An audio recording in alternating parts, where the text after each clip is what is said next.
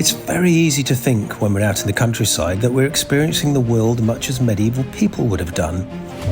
So much remains unchanged about the cycle of the year, but did people in the Middle Ages think differently about the seasons than we do? Today's guest, Eleanor Parker, is an expert on how the Anglo-Saxons thought about their world and about their year. It's quite different to ours, and she's here to share some insights with us today. Welcome to Future Imperfect. Hello, Eleanor. Hi.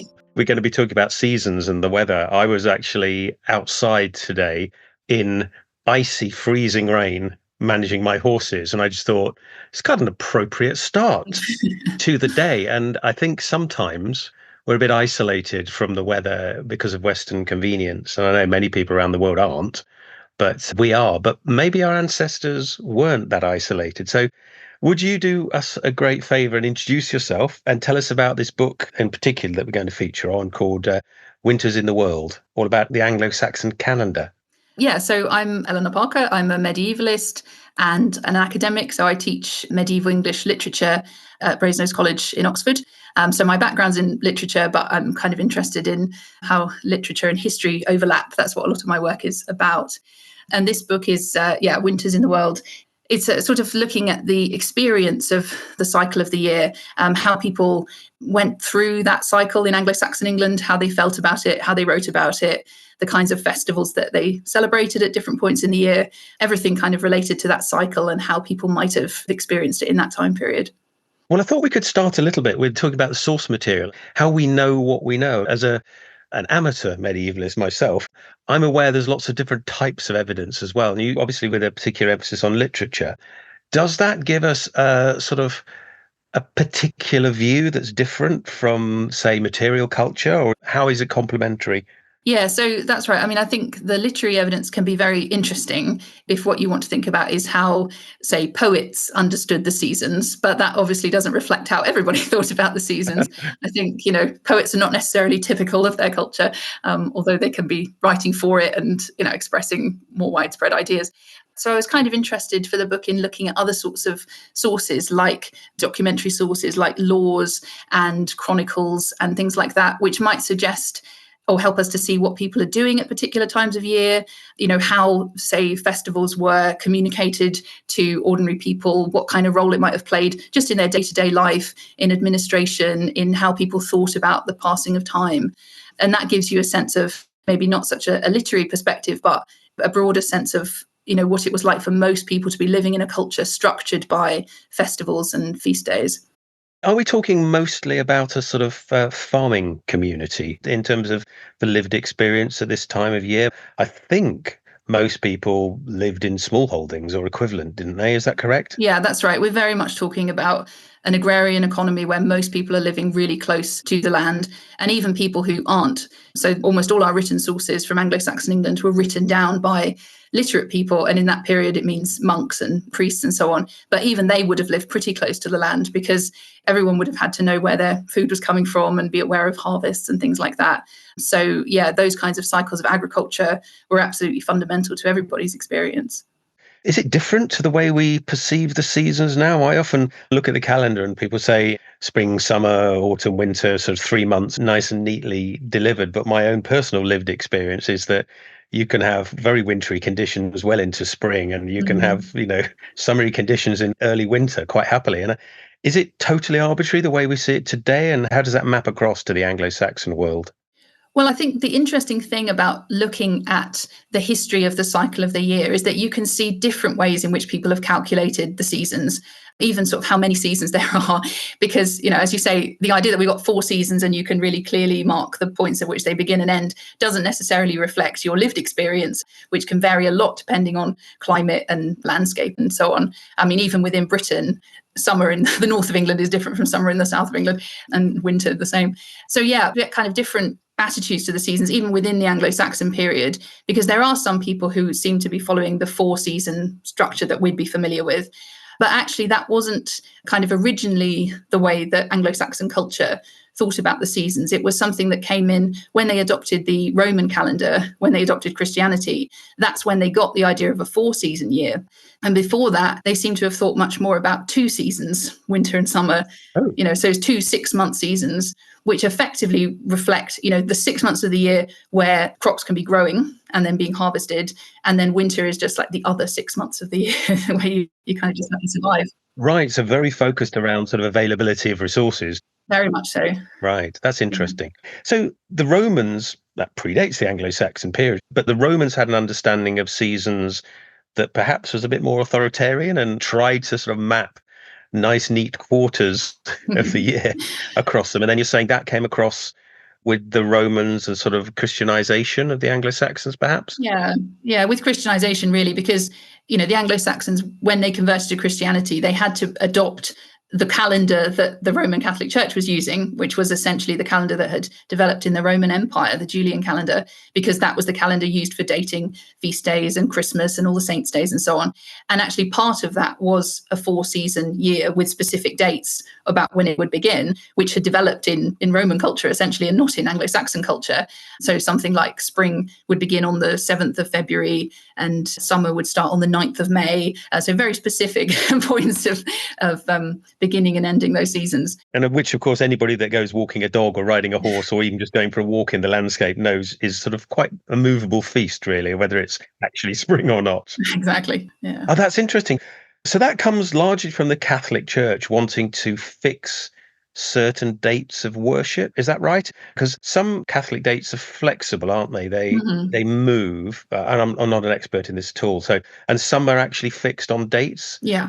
Is there a good reason for that changing methodology? Yeah, so essentially you have 2 calendars that are at work in the church calendar, which is all of the dates that are attached to Easter. And because Easter is a movable date, that means there are a whole set of other dates, which are like Ascension Day or Pentecost, which are dated according to 5 weeks after Easter, 6 weeks after Easter, that kind of thing, or Lent, a certain number of, 40 days before Easter. So that varies every year.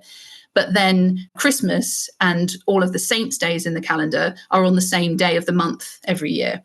So you've got these 2 different calendars, but they both require you to use a written calendar and to have a knowledge of the Roman months, which wasn't obviously the case before the Anglo-Saxons adopted that calendar. They didn't need or know anything about that system. So here's a thought. How do the sort of people in the outlying areas stay coordinated with a sort of central time? Is there any evidence they ever got it wrong and they've been celebrating Christmas sort of 3 days early or 3 days late or something for decades? I think that could happen. I mean, that's why you need an expert on the calendar. That's what monasteries and religious Right. centers in this Okay. period, they would part of their job was to be experts on the calendar and to communicate to priests in outlying areas who would then communicate to ordinary people what day it was. But I think a lot of the time, your average person wouldn't necessarily have known what day of the month it was because they didn't need to. It wasn't a part of their work to know, oh, it's the 8th of February today or something. It wasn't that important. And there was no tyranny of the clock either, was there? In the same way, No. there was no way to record time and go, right, at 11 I'm going to go and get a coffee or whatever it might be. It's the middle of the morning, I guess. Shall we have a quick break? And so in a way it was more flexible, and the daylight, when I'm working with my horses, the mornings in the summer obviously start very early and go on till very late. I can do remarkably more with the daylight hours. And in the winter, it's miserable. The tendency is just to want to hunker down and stay out of the wet. But you still have jobs you've got to do outside, so you do them earlier because you literally don't have the light, and it's just that much harder walking through mud in the dark, as anybody knows, in the winter. Do you think that reflects their experience as well? Do you think their activity levels might have varied markedly by the time of the year? Yeah, I think they absolutely would. And the kinds of work that you'd be able to do at different times of year would vary a lot. And so what you see, for instance, in descriptions of Anglo-Saxon farming estates or something is, of course, there'll be certain jobs that need to be done at certain times of the year. And that would reflect the weather conditions. It would reflect the condition of the land. And yeah, the amount of daylight that you have at any point in the year would make a huge difference in what was possible for people to do, whether they're working indoors or outdoors or long days or short days. You have to be very flexible. Do you think the weather affects sort of ability to travel as well? Because, it's so much harder to travel in the winter and more miserable. Yeah. Do you think, is that reflected in the record? That people just traveled more when the weather was better? I know there's a tendency to think that people fought in better weather and had military campaigns during the better weather. Mm. Is that for travel and mercantile purposes at all? Yeah, it would definitely make a difference in when people could travel, especially because Anglo-Saxon England, they're living on an island. So a lot of travel would be sea travel, and you want to choose the right conditions for that. And when they talk about travel, I mean, there journeys and things come up quite a lot in Anglo-Saxon poetry, certainly. And they talk a lot about the difficulties of a sea journey in winter. Obviously, it's very cold, can be quite dangerous. So ideally, you wouldn't do that unless you really had to. The best time for sea journey, certainly, or any kind of journey, is going to be in the spring and the summer. I love the idea of just the two seasons. It sort of simplifies things Yeah, somehow. yeah. Okay.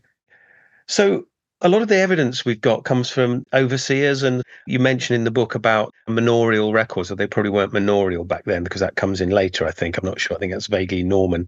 But the sort of estate records. What sort of things do they talk about in the estate records? What do they actually record in these? Well, presumably they're management records, are they, of what's going on? Well, it's really only one text. So often in the Anglo-Saxon period, we've got just one kind of precious record. And this is a text which is directed towards a reeve, who's a person who would be running a farming estate. And it kind of describes the different jobs that workers on the estate would be doing at certain times of the year.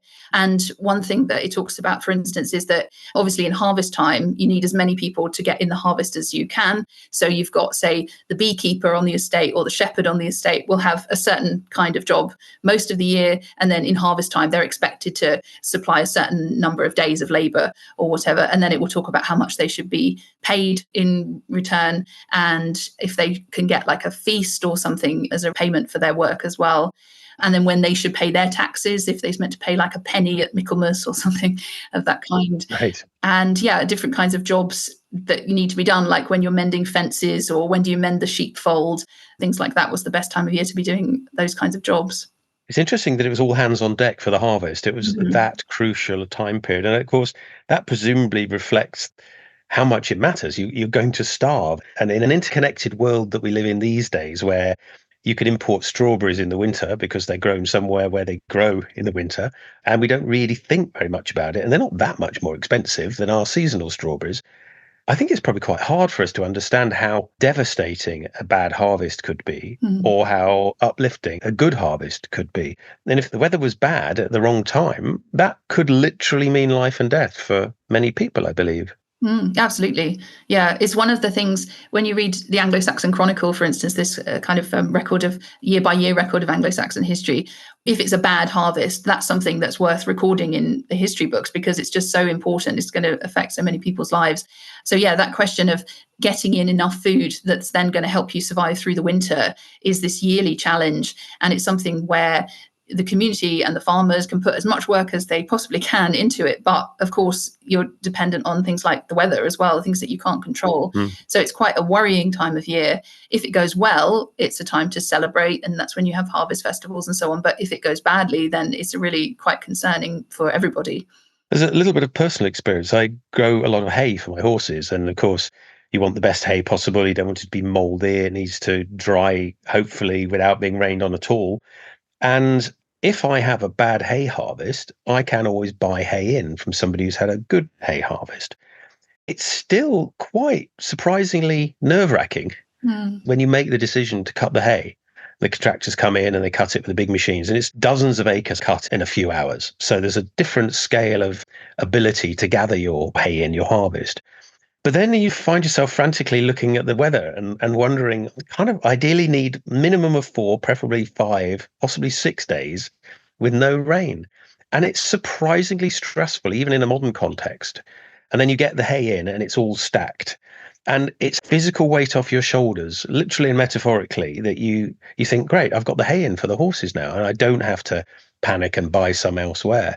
And so in a way, I think anybody that is a modern day farmer or even has an allotment or anything like that gets a small sense, but only a tiny sense of how essentially awful that moment could be in history. Mm. You know, Yeah. I mean, if you've got a lot of kids, you've got a lot of people to feed, and suddenly you just don't have the food for them. That's devastating Yeah. emotionally. Yeah, and a very long winter to get through before you can start trying to grow more food. Yeah, well, that's true. Yes, you've got one roll of the dice, haven't you, every Mm. year, more or less. I suppose you've got animals. You've got your animals, but they need food as well, and they've got to be looked after too. Does the Anglo-Saxon Chronicle mention animal diseases that we had Yes. some years ago? Is that a feature as well? Yeah, it does. It talks about, say, plagues of cattle or something, which would also be devastating. Wow. Mm. And are there times that it mentions bad things happening several years, one year after the other? Does that cause riots and upheavals, social upheavals, perhaps? It starts to cause people start to worry that there are other things going wrong, like maybe it's a sign that you've offended God, for instance, that the society's kind of going wrong in other areas. So at times of other kinds of social upheaval, like the death of a king, bad harvests can be seen as a sort of symptom that society is not working properly. It's not just a consequence of the natural world being a bit out of sync, but maybe everything is kind of going wrong. Maybe we need to do penance or kind of reform society or change our ways or something in the hope of improving things. So yeah, when people are worried about how society's going, generally, if it's the threat of political unrest or Viking threats or whatever it might be, bad harvests are often interpreted in that context as being a sign that there's much wider social problems to deal with. Oh, that's interesting. So practically they're a problem, but also sort of poetically or in terms of spirituality, they're a Yeah. problem as well.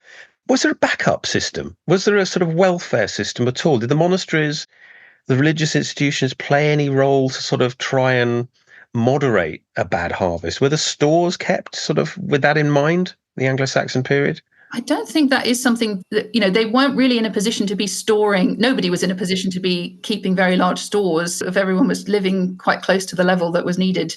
I suppose the one way in which the church was kind of helping to regulate these kind of things would be, for instance, the fast that everyone would be following in Lent in the spring is partly a way of coping with the fact that at the end of the winter, before you can start to grow more crops, food supplies do need to be kind of rationed quite often at that point. So Lent as a custom has a spiritual purpose, but also it's dealing with that practical problem of not everyone has enough food or as much food as they might want at that point in the year. So everyone needs to go a bit short so that you can all get through to the growing season. And with the spiritual overlay, it might make it a little bit less, oh no, I've got no food. And it might be, I am doing things for spiritual reasons. Yeah, exactly. Have a more kind of positive attitude to it, maybe that you're all going through it with something that you're working towards. I don't know whether you know about this. How does that map onto the Islamic world at all? Because they have various fasts as well, don't they? Perhaps Mm. more so than we do today. Although some people do follow the Lenten fast, don't they? Yeah, they do. I mean, the medieval fast, the Christian fast was a lot stricter than it is for most people today. So, they would obviously fast from things like meat and eggs and so on as well. Yeah, I think in lots of cultures, periods of fasting and then periods of feasting are ways of sort of managing the food supply and making sure that, your resources can be distributed in a more manageable way. And I suppose if everybody's fasting at the same time and there's a sort of social cohesion around it, Mm. it does make it easier. You're not the only one that's hungry. So you can't really grumble about being hungry at Lent because you're supposed to be hungry at Lent. Yeah. That's the whole point. And you'd be chastised by your fellows. So stop talking about food. All Yeah. right.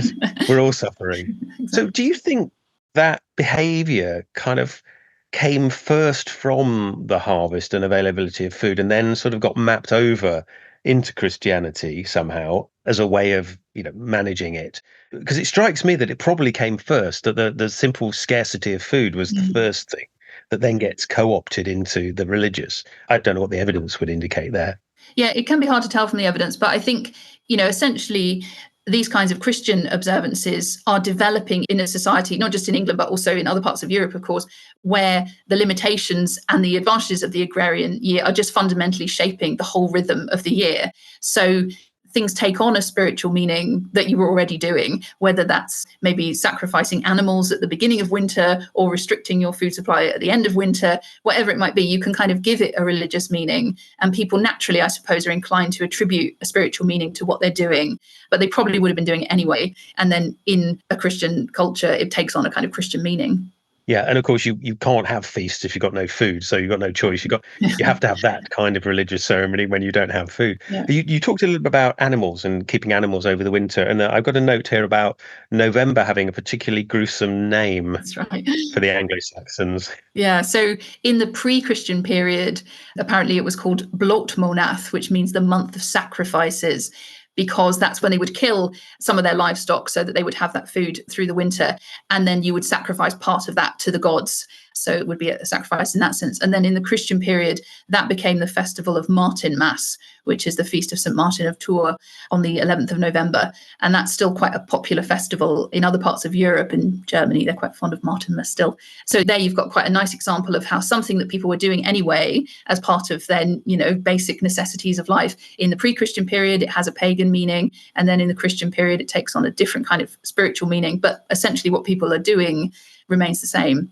Do we know what proportion of the livestock would be killed and prepared for the winter, and what, obviously you've got to keep things alive to get the next generation as well, so not everything would be killed, obviously, but is there any evidence of how they chose that or what decisions were made at all? I don't think we do have any evidence of that. So you're right. Of course, you'd have to keep some of your livestock alive for the following year. But then also, if you kill them and you've got the meat for the winter, then you don't have to try and feed them through the winter. So I guess it's a calculation that you have to make. Yeah, it'd be fascinating to try and work that out at some stage, or also do some thought experiments of, you don't really want the bare minimum, do you, in the spring? Because, if a disease takes them, you're absolutely stuffed, then you've got to buy livestock from elsewhere. So you sort of need a little bit of wiggle room in the numbers you keep. But you're right, you don't want to feed them either if you can possibly avoid it. I suppose certain animals like pigs can forage for themselves to a certain extent, and you can turn them into rough ground and they can eat roots, and they can convert food that you can't eat as a human being into food that you can eat. So they're very useful there and for ground preparation. I know pigs in particular were turfed out to eat acorns and all that kind of stuff in the pannage in the later medieval period. I presume they did it in the Anglo-Saxon period as well. So the Romans and the Roman retreat from these islands. Do you want to sort of give us a little illustration of that and how that might have affected the psychology of the new settlers and that kind of thing? That's a good question. I suppose when you're thinking about the seasons and the cycle of the year and so on, it's very interesting to remember that the Anglo-Saxons, of course, had come to Britain from northern Germany and Scandinavia, so from a more northerly clime, really, and from a different kind of culture. So when they came to Britain and they found a British or Romano-British culture, they obviously spoke a different language. They would have had different religious festivals. And so you must have got some kind of this cultural contact at that point, which is very poorly recorded in our sources. But there's always this interesting question about when you get to the later Anglo-Saxon period, which is better recorded, how much of, say, the festivals they're celebrating can you parallel with, say, what's being celebrated in Wales or Scotland or in kind of British culture, and how much is more from the Germanic world or the Scandinavian world? There must have been overlap, and certainly in certain parts of the country, a much closer cultural contact than in the more heavily Anglo-Saxon areas.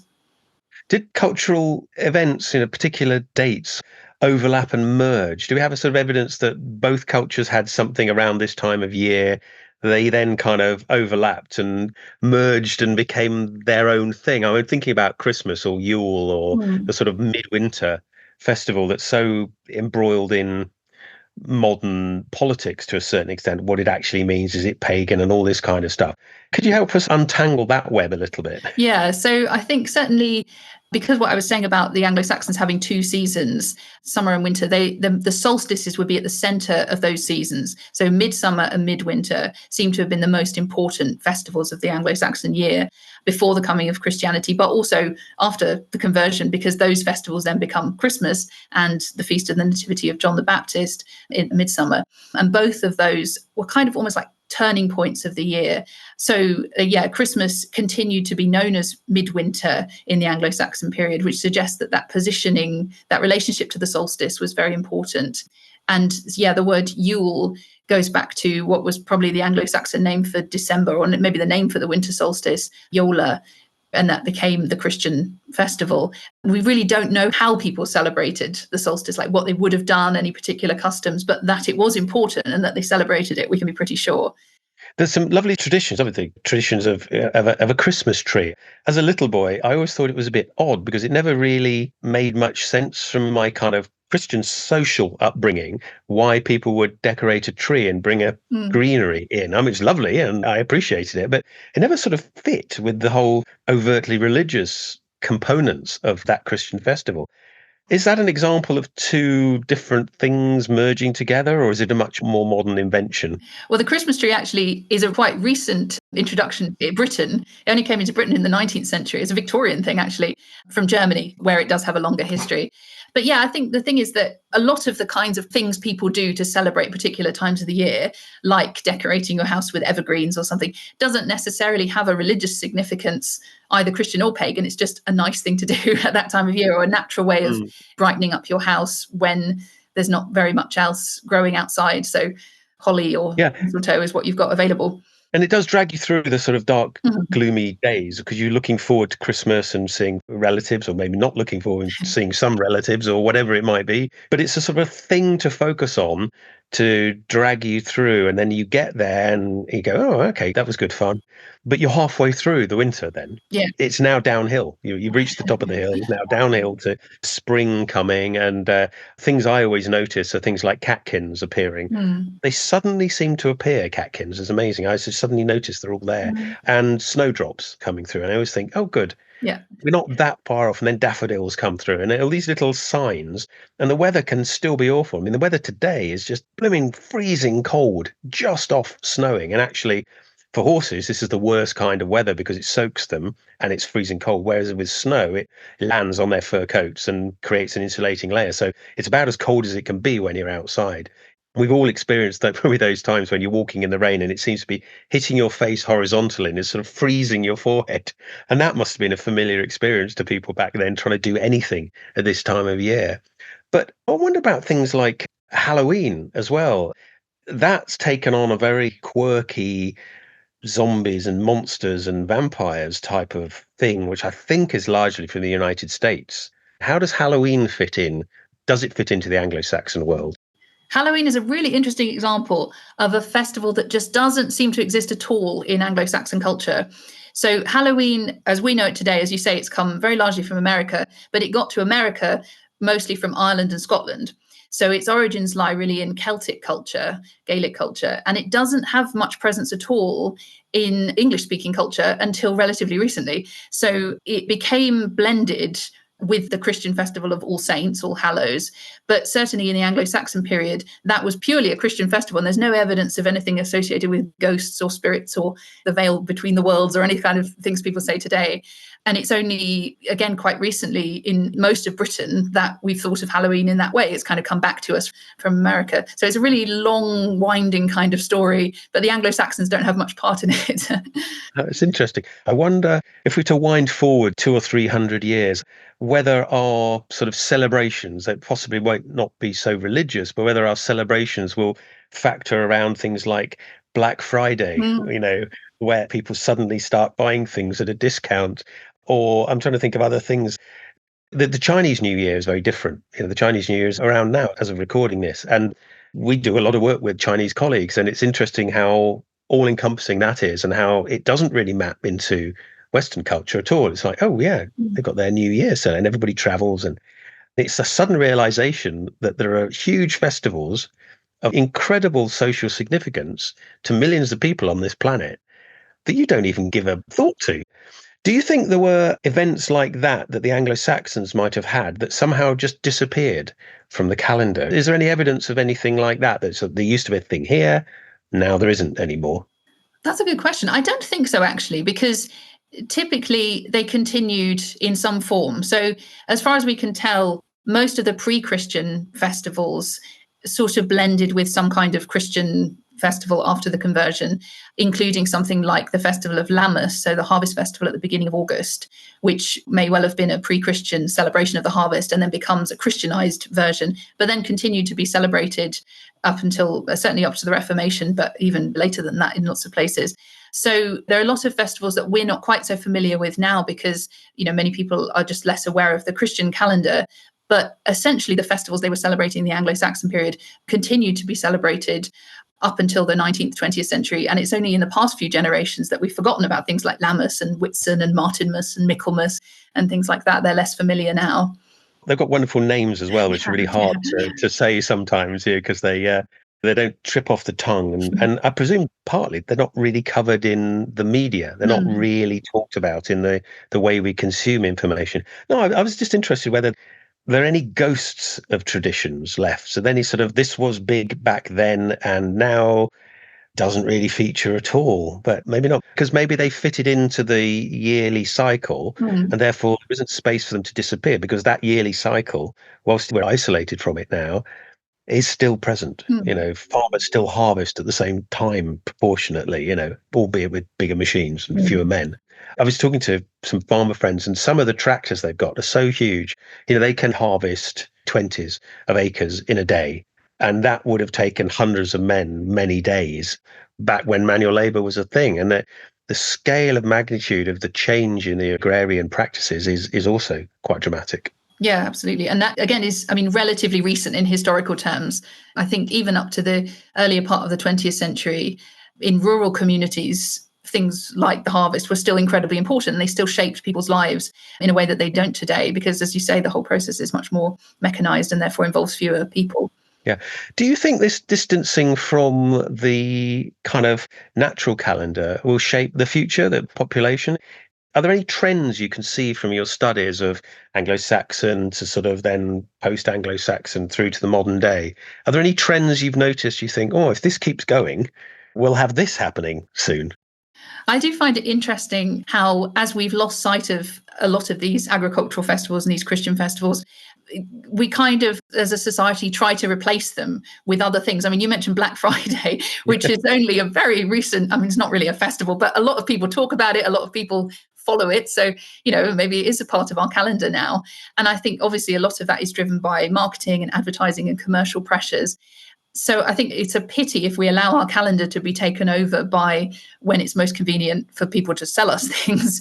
Um, I agree as well. But if you think about it, the festivals are driven by the needs of the turning of the year.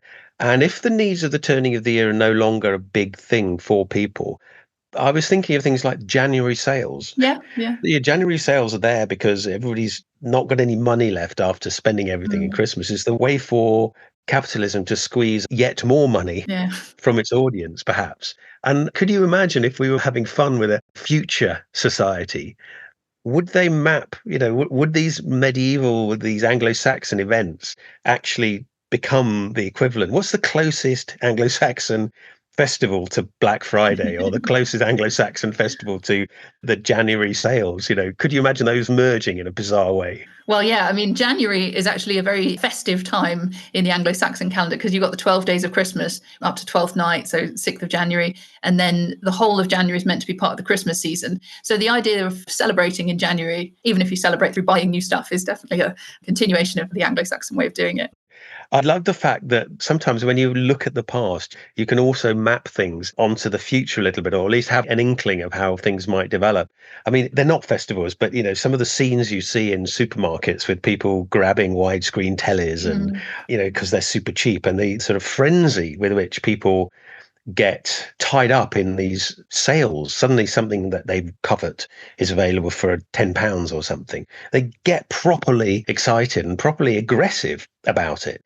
Were there more aggressive type of festivals? Were there things where fighting and combat was more celebrated in the Anglo-Saxon period that you're aware of? Are they more quiet, contemplative things? Oh, that's an interesting question. So we do have a sense that certainly summer festivals would maybe have some element of competitions or, you know, outdoor sports and that kind of thing. So for instance, there's the festival of Regation Tide, which is at the end of the Easter season. There's a reference to people doing horse racing at Regation Tide. So that's the kind of thing that maybe would be not the equivalent of fighting over TVs, but, you know, kind of a healthy form of competition. Do you know anything about the sort of medieval football and when those sort of quite physical festivals? I was trying to do some research into sort of what it actually was. Mhm. So, soccer is obviously a modern invention, it's followed by many, many people these days, but it does come from an earlier sport. So, you've got horse racing then in Anglo Saxon times. Is there anything like football in Anglo Saxon times? I've never come across anything like that, but certainly football in the later medieval period, there is that tradition of Shrovetide football, which you would do like just before the beginning of Lent as a part of letting off steam before the fasting period begins. So, yeah, again, the idea of games and sports and so on that are associated with particular times of the year and can get very physical and very, turn into to riots, is something you see in the later part of the period. And it wouldn't be surprising if there was something equivalent to that in the Anglo-Saxon period that's just not recorded for us. Wonderful. I think we'll probably end it about there. Is your book available in all the places we can normally buy books? Yes, yeah, all good bookshops. I always say try and support your local bookshops because real books are wonderful. So are digital books as well if you don't have a local bookshop these days. Thank you very much. Really appreciate it, Eleanor. Thank you for taking time to talk to us. Thank you.